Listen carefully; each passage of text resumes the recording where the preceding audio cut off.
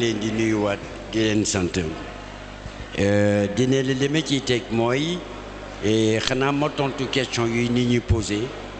ci affaire yi oto yooyu nga xam ne su ñëwee alors au bout de 6 mois ñu ne oto bi valable kooku moom c'est pas normal, c'est illégal. C'est illégal parce que kooku ay loi la sax article 37 de justement du code de la route ministère des transports alors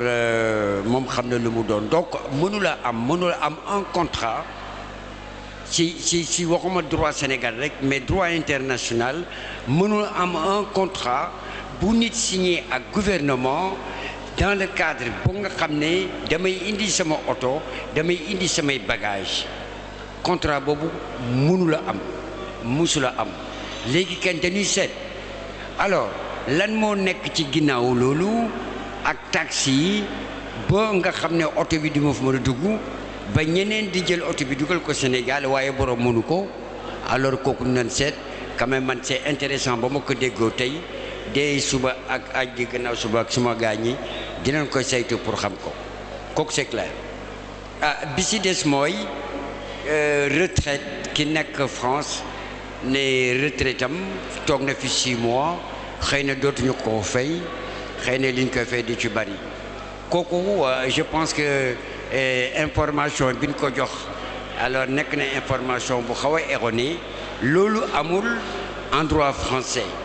parce que avocat laa nag waaye sama barreau d'origine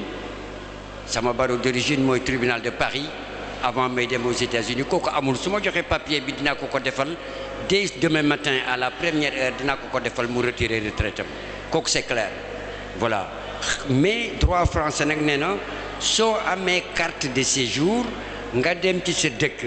toog fa pendant 6 mois te sa dëkk ba demuloo ca consul français ne leen dama yokkaat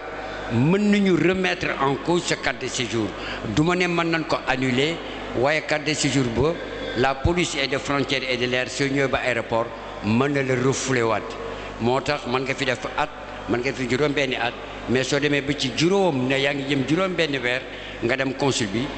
attester sa présence ici alors su boobaa du am problème mais loolu jëmul ci retraite ci carte de séjour yi la voilà. alors pour ce qui concerne léegi lii aw les accords yi nga xam ne de réciprocité yu Sénégal signé ak dëkk yi pour retraite yi aux États-Unis Sénégalais bu fa retraité dans les faits se retraite fii ci Sénégal amul benn problème parce que y a la réciprocité en France c'est pareil en Allemagne c'est pareil benn dëkk moo ñu ci jaaxal mooy Italie ne Italie dafa proposé woon comme ni ma ko waxee woon sànq mais ñu toog ba ci kanam Italie def décret annulé ko te décret moo koy annulé ñun ba ñu saytoo dossier bi en tant que juriste avocat ñu gis ne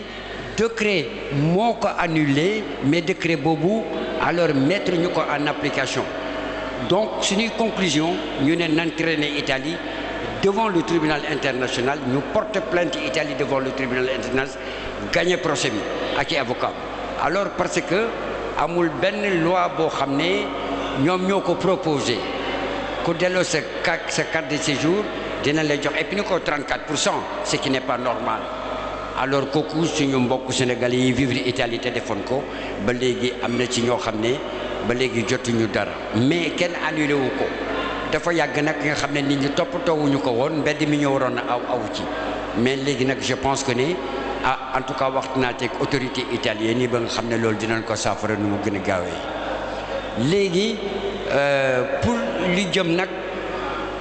ci lu bari di jëm ci immigration immigré yi ñoo ko mën a toppatoo xam naa nañ ci dellu siwaat un peu plus tard suñ ci dellu siwaatee dinañ leen jox ay expliquants yu clair parce que mënuñuy compter tout le temps ci gouvernement loolu mënu am ci àddina immigré toujours man dama naan leen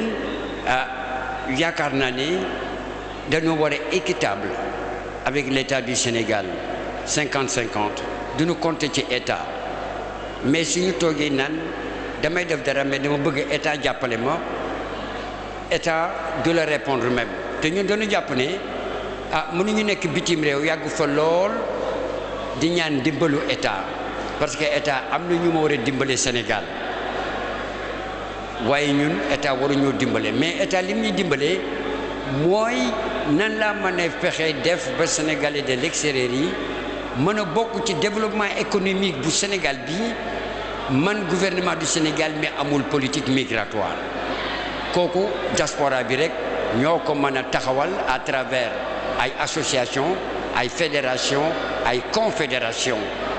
yi nga xam ne ki ñuy waxal mooy état ñu doon institution ñoom itam international wax ak état bi te yaakaar naa ne suñu jógee ci journée tey bi dinañ présenter benn mémorandum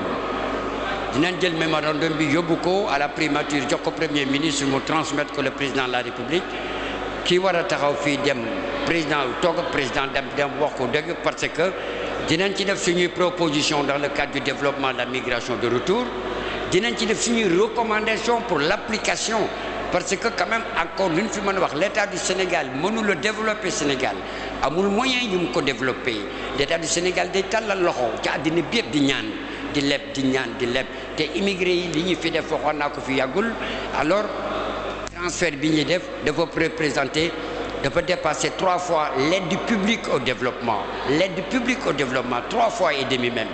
alors donc su ñu amee gouvernement boo xam ne dafa incapable day dem di ñaan ba pare di yàqal li ñuy liggéey su boobaa ñun ay sénégalais lañu am nañu ay moyens yoo xam ne mën nañu saisir institutions internationales yi yónnee leen mémorandum ne voilà Sénégal bëggul a intégrer la diaspora sénégalaise bi transfère de l'argent dans le cadre du développement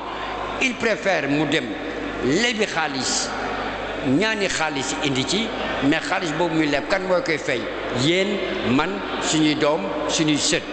ak pétrole bi ñu ci gis ak gaz bi moo tax jox ko gouvernement du Sénégal xam naa loolu lépp dinañ ci dellu si waat alors pour gën a clarifier yëf yi alors man xam naa ne Touba léegi du may fi faral di géej dinaa fi ñëw liggéey yéen gunge leen diaspora en ligne gunge leen ba li ngeen xam ne lépp li ngeen ci joytu te ñu man ko ñun dañ koy def ci taxawaay parce que ñun ñoo ko bokk jërëjëf